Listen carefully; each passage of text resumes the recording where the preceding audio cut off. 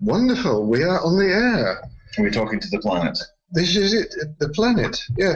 And this feels very strange. And just for people who haven't seen our wonderful location before, I'd like to show you that we're broadcasting from a very famous cricket ground, Edgbaston, in England.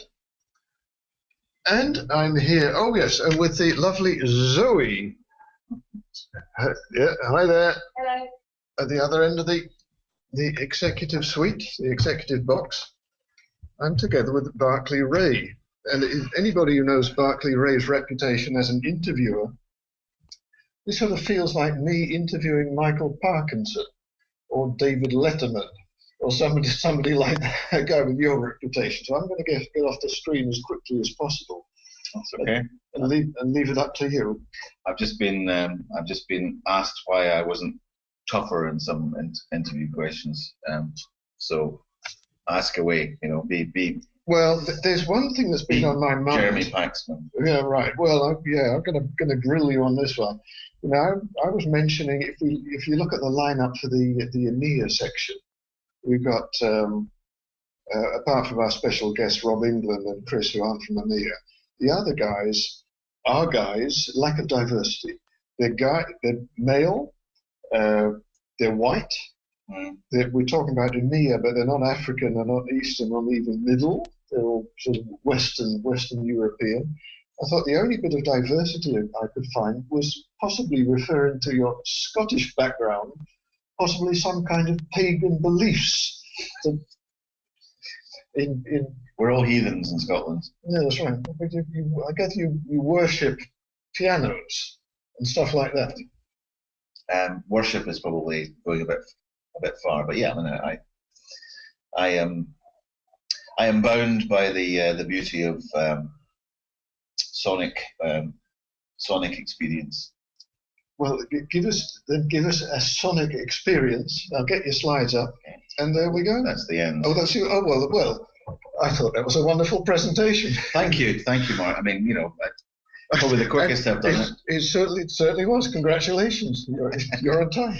I hope everybody got that and understood what I was saying. Just give us the executive summary. I've been trying to do it in a way that kind of summarizes things, you know, as quickly as possible. So that's where we are now. Thank you, and it's great to be here. I'm broadcasting to the entire planet. Delighted to have been invited and having spoken at the first TFT, and it's, for me, I suppose my content is very much around about the here and now and what people can do to get success from practical ITSM. That's what I've developed with the ITSM Goodness model. At the last TFT, I did speak about the kind of, I suppose, lots of little things, which since then I have now pulled that into a model, a 7-step model. And actually, for me, it chimes quite well, because it's stuff that I've been doing for the best part of 20 years. And I know that it works individually, I know that it works collectively. And I'm very pleased to say I've had a lot of really great feedback on a variety of aspects of it, both the individual elements, the phasing, the concepts, and so on.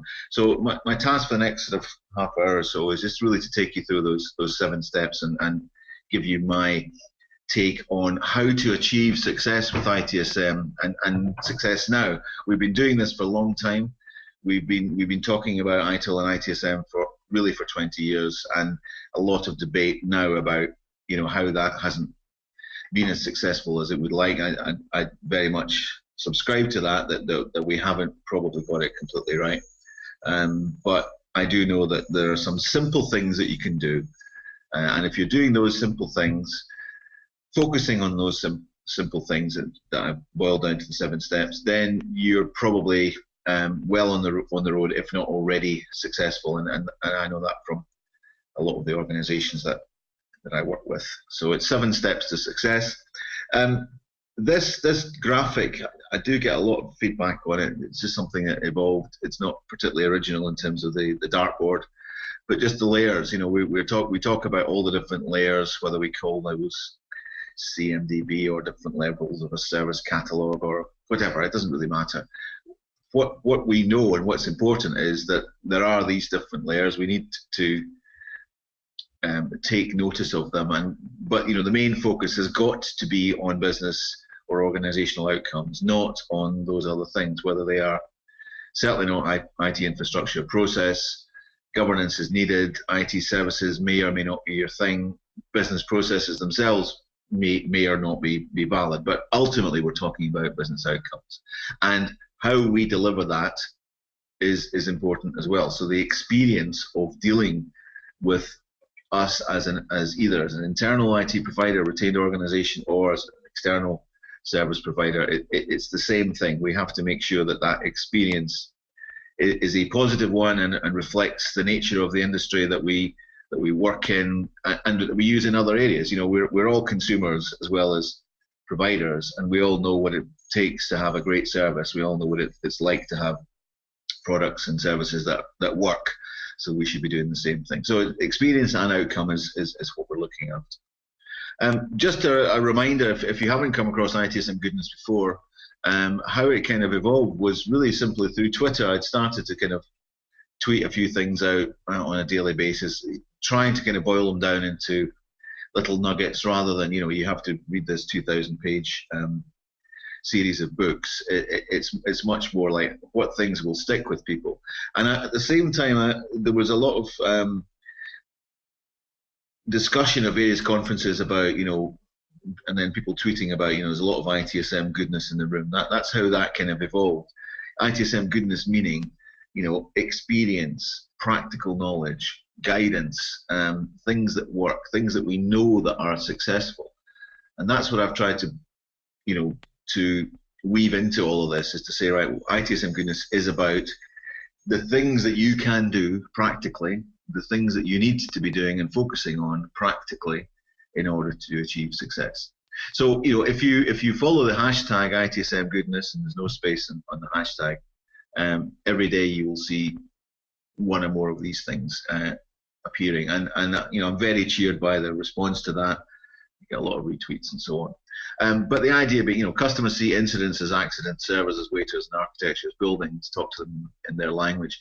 Hopefully that kind of thing helps just to focus the fact that, you know, we should be, when we produce documentation, when we're in meetings with customers, we need to talk in English or whatever language we speak, rather than in IT speak or jargon or whatever else we think might be appropriate language. Rather than trying to use jargon and effectively patronize people.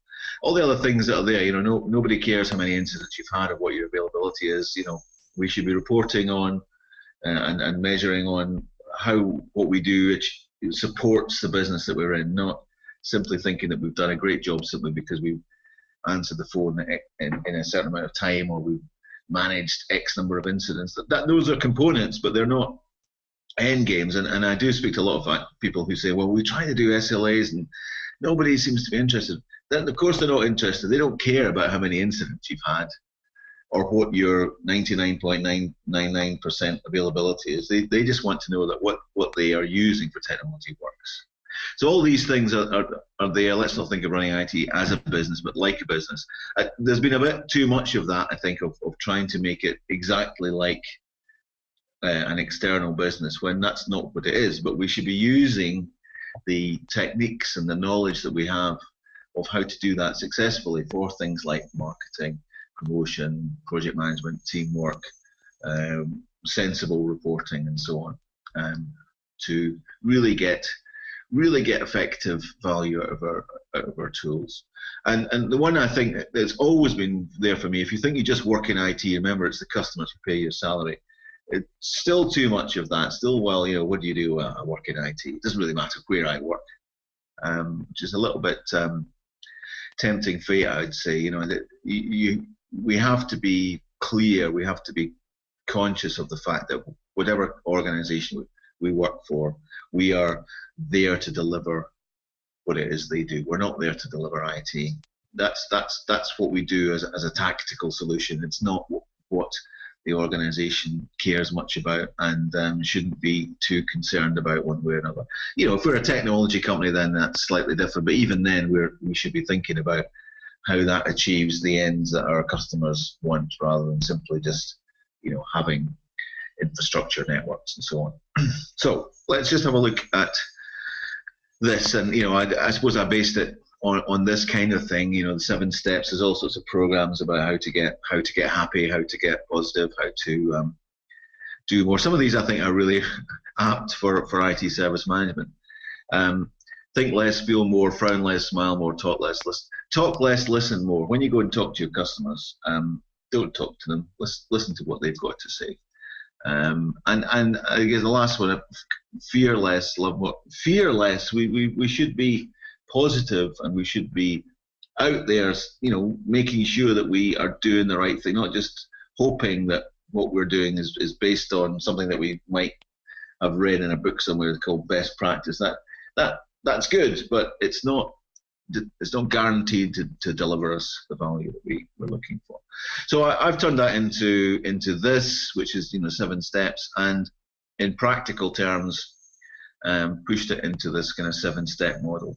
And obviously I'm going to explain and go through that. But if you go on to ITSMGoodness.com, www.ITSMGoodness.com, you'll find this screen, and behind each of those numbers there's content, there's free content, and documents, templates, all sorts of stuff that you can just use.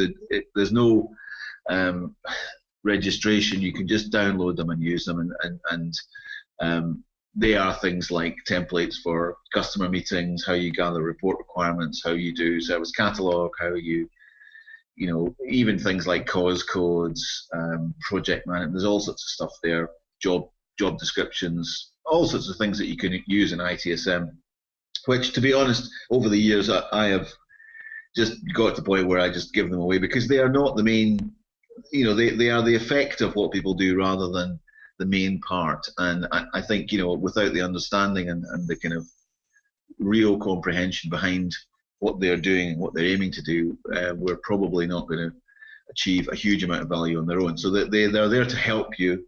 They won't deliver ITSM goodness. They won't in themselves deliver you business value, but they'll help you to do that. But these steps, I think, are, you know, these are the things that I think that if we're doing these things, we're probably doing the right stuff. It's not exhaustive. It's not the only things that you should be doing. I'm actually surprised how few people have said, "Oh, why isn't change management on there? Why isn't configuration management?" Well, you know, there's lots of other things that either people do, or, you know, I haven't got incident management on there. It's just simply focus on the service desk. I think, if, you know, when I go and look at an organization, I'm looking to see whether they've done these things, and generally helping them to make sure that they focus on doing these basic things, getting them right. One of the things I think, and I did a presentation recently around this, and I've started to apply it to other things like tool implementation projects and so on, is, you know, this is just to give you an example that you can use those goals as defined here in a number of situations. So you could use it in product selection, you could use it in project management. You know, are we doing those things? There's a number of different applications, but I think also that it's important to understand that, you know, different stakeholders have different objectives, different challenges. Some of them are the same, some of them are quite different. If you're an internal organization, very often it's not clear what your business objectives are in IT, and that's my observation from experience. It's very hard to get people in internal retained IT to be really clear of what their organization is doing. If they're doing a project, quite often, again, they will be looking at doing ITIL, inverted commas, because it seems like a good idea, rather than having clear objectives and looking at it from a sort of step-by-step process, rather than saying we're going to do ITIL. With a client recently where they had a line on a report that said, implement an ITIL compliant service desk, whatever that's meant to mean. And of course, that kicked off so many different issues in the organization about how we should do that, what it should look like. So I think, we should start with what are we trying to achieve. Even if in our project, our ITSM project is like, are we there to implement a tool? Are we there the tool's going to help us to improve the quality of service, maybe help us to manage the costs, maybe help us to demonstrate value. These things, reduce the risk of our IT organization. Clarity around that really helps to focus what you're doing in your project, making sure that you're achieving that. Biggest challenge very often is getting involvement across business and IT. And for some of the reasons I mentioned earlier about the fact that we tend to have communicated in the past in a way that is not very successful. We've told our customers what they're going to get, whether they like it or not, in a language that doesn't appeal to them. So it's no real surprise that they don't want to engage with us. One of the biggest challenges, I think, particularly in the tool area, is okay, we're going to buy this tool, and what we're going to do is, we know there's lots of stuff downstream that we want to do, but we're just going to do incident management service desk to get started, and we'll just do an as is just to get moving. I think that's a complete waste of time. I really don't see why organizations should be spending their shareholders or taxpayers' money on something like quite an expensive tool, and then saying, right, we're just going to do what we did before. We're not going to use the opportunity to really add value and deliver some quality here. And I think there's also a move, and this is in line with the 7 steps and other approaches, say we're not going to start with incident management. Incident management will give us some value, but unless we think a little bit more strategically about what our services are and how they are defined and what we're trying to achieve, then at some point that incident management is going to grind to a halt and not be of much value. So that question of where to start, I think, is an important one. And really, I would encourage any organisation to really think carefully about just, are they really wasting their are they going to get value by just replicating what they've got, and not trying to do something new, even if it's just rationalising the codes. So many organisations have these endless lists and lists and lists of categories, login categories, closing categories that just are of no use, and rationalize them down to a small number, and you'll get much more value out of your reporting. From the external point of view, and whether you're a vendor delivering tools or managed services, it can be quite difficult to do this, but it's got to be done on the basis of working towards your customers' goals, and for as a vendor, and having sat on that side of the fence as well for a while, I do appreciate that it can be difficult. I think from the sales point of view, there's a responsibility to make sure that you are talking to the right people at senior enough level, and not just having engaged with somebody fairly low down the organization who doesn't see the bigger picture and doesn't have an expectation of value that's beyond what they do in their day-to-day work. So working with the right people, and all of them, and across the board, there's a consultancy element in that I think all vendors have a responsibility to themselves and their customers to make sure that they are engaging with the right people. They're not just going in and sticking some software in and then leave.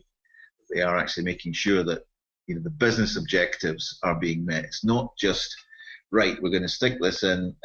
We've spoken to the infrastructure manager, and the infrastructure manager wants this, and so even at 1 or 2 levels above that, the questions will be asked about what the money's been spent on and where the values come from, and I think it's the duty of all vendors to make sure that they do engage, and being clear on what's required from your customers, as well as your own requirements in terms of data, resources, and so on. But I really do think that again, using the 7-step principle, that vendors can get to the point where and they should be able to influence and recommend to their clients, not just do exactly what the client tells them to do.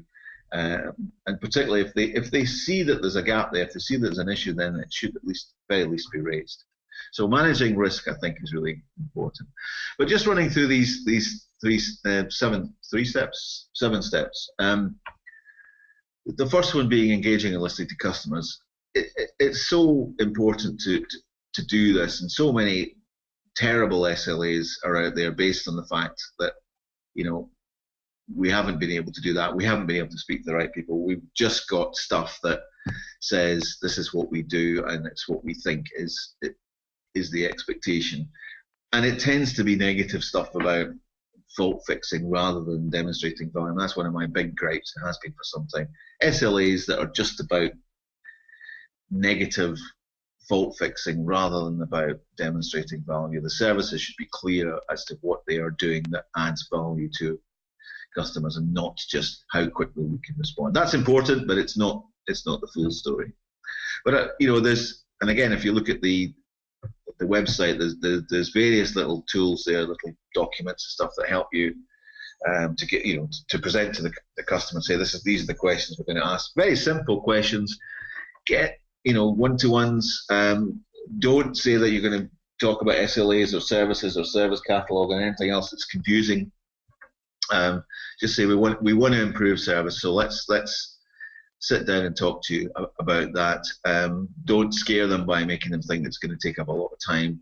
Ask them to say in their own words what's important to them, and then say thanks very much, we'll come back to you. And I mean, I've been doing that probably for over 20 years, and I've never been at one of those meetings or heard about the success of them where either side hasn't learned something or got some value from that discussion. You know, the point is, it's not about specific faults or incidents. It's not about specific problems. It's not about specific projects. It's just saying, what's important to you? How do you use technology?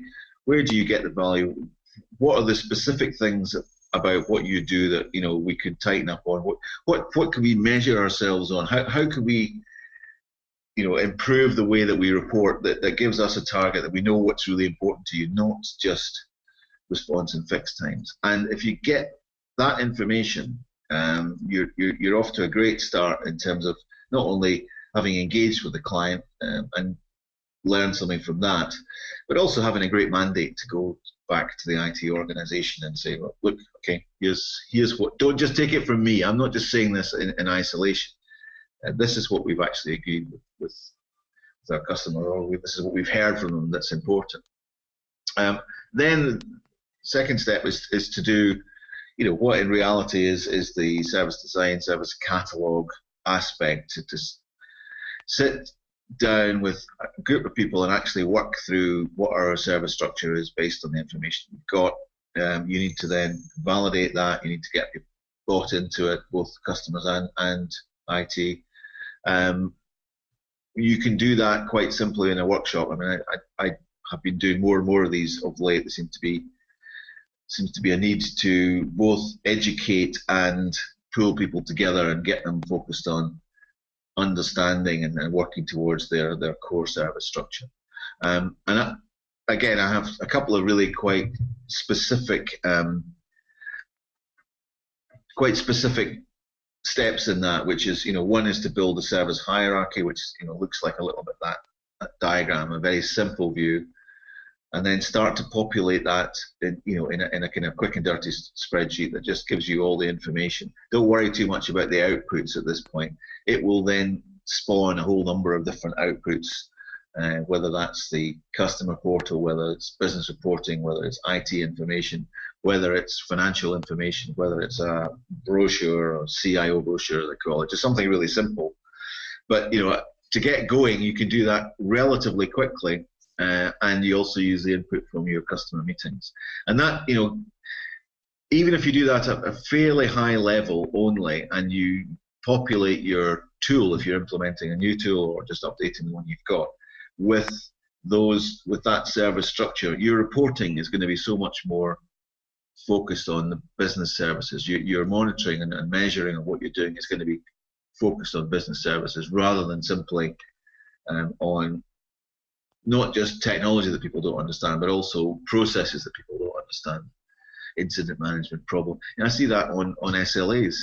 Our incident management service, what on earth is that? It's not a service, it's a process, and it's behind the scenes. So use the information you've got from the customer meetings and then start to build your services based on that. And if you're looking at, if you're concerned about this, then just it is a big project in the sense that it's very important. It doesn't have to be big in the sense that it's massively time consuming. And what's really important is that you have the right person doing it, not just a technically focused person, but somebody who can see the bigger picture and is clear on what can be achieved in the value of what can be achieved in a relatively short space of time and will deliver value. The third one is then to start thinking about the service desk. And the reason I've said invest in the service, it's not, improve your first time fix, or those things are all important, but they're all features of what service desk does and will vary depending on your model and what you need to do. But the thing for me that's important, and if you're saying what's really important, is to make sure that the service desk is seen as being important. It's given funding, it's given resources, it's given priority, it's backed by the management. It's not just, many times I've been in organizations where the CIO or the IT leader is going, service desk is really important, we really value it. So why, is it staffed by school leavers who've got no work or life experience, maybe not that much technical knowledge, or certainly very little business knowledge? If you really believe that, then you should be putting some of your best people in the service desk so that they can, it's the front office, it's the shop window of your organization, the flagship of your organization. It should be a quality operation. It's the thing that most business customers or users actually see. It's their view of your organization. If it is not very effective, if it's poorly managed, if the staff working there don't know very much, then that's the same view that people will have of your overall IT. And you can have a great IT organization that's kind of ruined by a poor service desk, and vice versa. You can have an average IT organization that's really lifted by having a great service desk. But it is all about, yes, there's lots of things you can do around about understanding the metrics, being clear on what the KPIs are, getting people working on it. I talk about the service desk triangle. The manager is one of the most important roles. That person has got really to be quite schizophrenic and successful as being a schizophrenic. They've got to manage an internal team that has its own operational capability, its own operational characteristics, that people don't get out to meetings. They're there at specific times. They're dealing with negativity most of the day. People are complaining to them most of the time. You've got to manage them and make them feel loved and valued and supported. But then you've also got the business community, your customers, to assuage and to make sure that they're happy with the service. And then finally, and probably most difficult of all, is actually getting your own IT organization, or the rest of the supply chain that supports you to work behind you and be supporting you. And that that's probably why we have this whole definition of ITSM, because it's about getting people working together. It's not just the service desk. The service desk is only as good as the organization behind it. So you need to get people on side. You need to be clear as to what the service desk is there to do, and make sure that it's resourced appropriately. Make it an aspirational place to work. It's not just the last bastion of IT work, or the bottom of the ladder. It's actually a role that has great value in itself. And things like having, a code of conduct rather than millions and millions of very detailed processes can work very well. Give people clarity on what they're there to do, and give them some flexibility as to how they deliver that.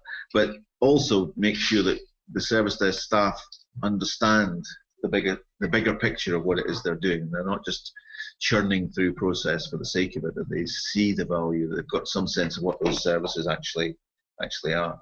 So the code of practice, and again there's an example of that you can use.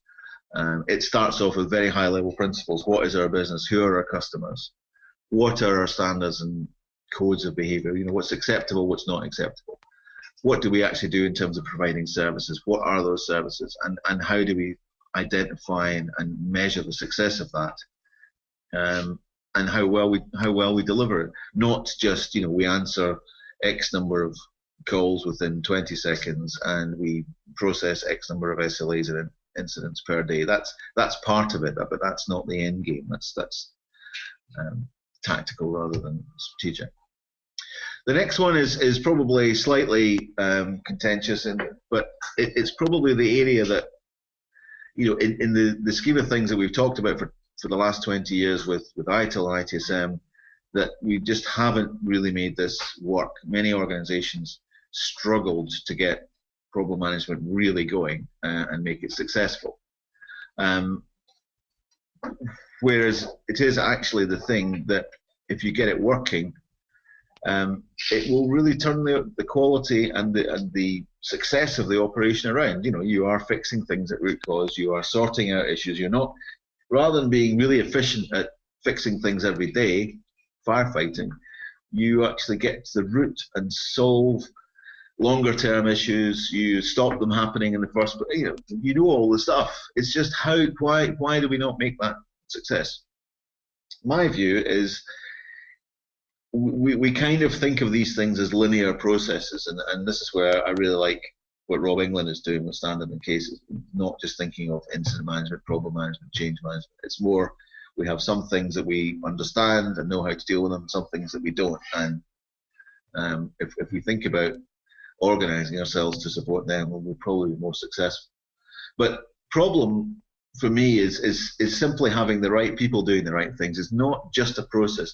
Incident management is a little bit industrial, and sort of you can imagine it in a kind of manufacturing context. And a call comes in, we do this, we check that, it goes there. We have various loops and questions, and then at the end there's a kind of closure QA process. You can industrialize that, and there are many industrial scale service desk operations and support operations that do that. Whereas actually, I think successful problem management is much more about having the right kind of skills and aptitude and approach, rather than just sitting down, we're going to define a process. When you have a large organization where you have the skill, yes, of course you have to turn that into some kind of process. But I think that's where people go wrong. They tend to promote people who have been very successful in incident management, and very often they're not great at doing this because they are reactive, and as soon as they hear the phones going, they run back to that, rather than being somebody who's a little bit more forensic in what they do, steps back a little bit and wants to get to the root and understand it, rather than just getting it fixed. So there's a whole set of skills round about being questioning, round about challenging things, and not being afraid of taking on authority and existing structures, because that's part of the problem or part of the issue is, once you see what needs to be done, you realize it's not just, doesn't fit into a nice, simple and straightforward box that says, well, those incidents go to that team, those problems go to that team. Actually, the problems tend to be across a number of different areas, or maybe outside of the area that we're comfortable in or we have got influence in. So what you actually have to do is as part of this process, one is the analysis, but secondly then it's almost like project management, clout, getting things done, complete a finisher profile. You have to actually have somebody who's not afraid of that, who will stand up and say, right, well, I've got to get the right people together here, and we need to make a decision about it, and this is why it's important. I have listened to many people over the years who are problem managers in their job title, talking about things that need to be resolved, absolutely, but are not successful in getting them resolved because they haven't been able to express them, present them, put them forward in a way that management and business understands the impact. It's still thought of in a technical context, whereas actually, you need somebody who goes, look, if we don't do this, this is what's going to happen. We're going to lose X amount of pounds or dollars, or we're going to be, we're at high risk to our operation. We need to do this now and get it resolved. And that's the gap, I think, is much more about those kind of skills and capabilities, rather than just saying, we have a process for this. We raise a problem and it goes from one person to another, and we have escalation and so on. A couple other things I think really work well with this is particularly around visibility and the concept of, you know, sharing what problems are rather than just having them resting with one person at a time. The more people that are aware of what the problems are, the more chance there is of them getting fixed. The more visibility you have around about problems, the more chance that somebody will have come across that particular instance before and then suggest a solution. So rather than incidents going from one being owned in one place at a time, problems are much more, you know, you should know in your IT organization what your top 5 or 10 problems are. And that's always the question: what are your current 5 or 10 problems that you need to get fixed? Very often there's no agreement around that, and that's part of the challenge. These are some of the, again, more things that you'll see going out on the hashtag. This is one of my processes don't happen by themselves. There's no governance, then they're a waste of time. You know, very often, again, in IT, we tend to think, right, we'll document stuff, we'll write a process, we've done our, you know, little models around it, and then they get filed away and assume that they will then happen. That's just the start. You need people to actually make them work and make sure that they are actually being used. So documentation is great, but engagement, empowerment, and attitude are even better. The next one follows on really if you've done the first two things, and you know, the biggest gripe I hear everybody talking about tools and what they can get or can't get is they can't get good reporting out. You know, the tools come packaged with all sorts of standard reports, but nobody ever uses them, and they're not actually what we want. So if you think back to, you know, building that service structure, if you think of that, then turning that into something that you can apply a RAG to, and use the various components that you've got from each customer visit and discussion as part of that. So, you know, behind each of those services and the appropriate RAG indicator would be a number of different things. It could be incident management, it could be SLAs, it could be customer satisfaction, it could be a key metric. You know, what can we measure ourselves on? What one thing would actually make a difference to measure rather than just the SLAs? A whole pile of things that you can bundle together and identify the relative priority of with your customers, so that you can give them that view that reflects their actual experience. It's not just, you know, yes, we've hit our SLA, so we're all green. We might have hit our SLAs, but there's something else that happened that didn't deliver the service as needed for customers. So it's about getting away from just what we do in IT and actually delivering something that is meaningful to our customers. And as I mentioned, if you have actually started by defining what those services are, then you're in a good place to actually then produce some really useful information coming out. But we don't want to just be producing stuff that is not read, not used. You know, if you're not sure whether people actually value your reports, stop doing them for a while and just see if anybody actually complains. And I quite like this one: over customer indifference by producing useful and honest reports that mean something to them. It's no value to anybody if you just produce reports that are always green, but actually don't reflect the fact that there has been a problem. You're actually doing yourself there, as well as probably annoying, patronising customers. I think that thing, the third point, metrics in isolation, are dangerously misleading. We tend to focus, particularly the front end, on just, you know, things like average call handling, turnaround time, first time fix. All those things are important, but they need to be seen as a balanced set of metrics rather than simply one or two things that if we hit them, we've done a great job, and they may not actually be what the customer of the business actually needs or wants.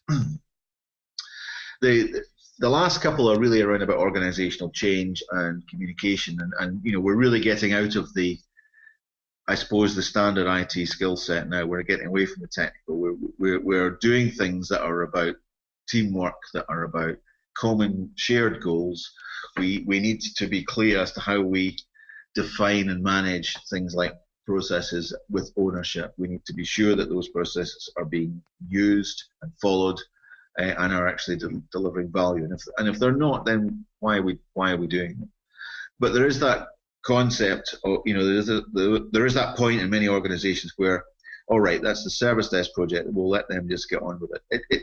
Service is a supply chain and goes right across the organization. So we need to make sure that people are involved, that they are consulted, that maybe they might not have a huge amount of input to the way things are defined, but they are made to feel as if they are part of that. And that when we come to implementing our tools and our processes and so on, we were clear on how we will ensure that they are being followed. So the whole concept of ownership, governance, management of processes, responsibility, the whole concept of RACE, which is, who's responsible, who's accountable, and so on, who should be consulted, who just needs to be informed. If that's done properly, then that should really help you to ensure that not only are these relevant, but they are there for the right people are doing the right things. But that whole area of establishing common goals, it goes back to what are we trying to achieve, what are we trying to do with this. You need to use whatever communications tools that you have to get that message out and be clear that people are clear on what you're trying to achieve. You're not just there to implement software, you're not just there to implement processes or have people trained or accredited. You're doing something that's going to deliver value. And you need a little bit of a combination of carrot and stick, velvet fist and iron glove, whatever you call it. It's not just everybody's got to do this or else they get shot, but you need to show people the way in it. If they're not doing it, then you need to have some strong management to ensure that they understand that they need to be doing it and why they're doing it. The whole point is getting that message across that we are moving from systems providers. We're moving, as is defined in a number of the books, particularly things like the Quantum Age of IT, is we're moving from the manufacturing to the retail model. We're in a service industry. We're not necessarily a technology industry, as much as we were 10, 15, 20 years ago. The last one then is about communications.